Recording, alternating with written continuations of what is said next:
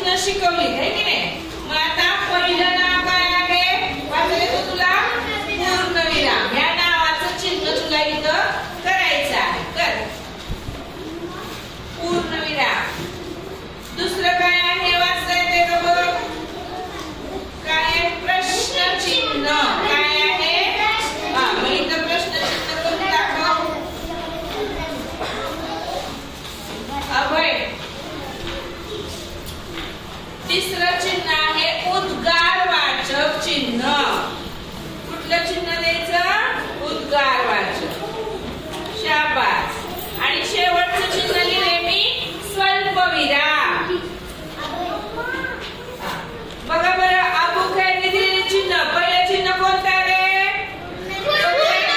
दुसरं चिन्ह कोणतं आहे. तिसरं कोणतं आहे. चौथं कुठलं आहे. काय आहे सांग तू. हे काय आहे स्वल्पविराम.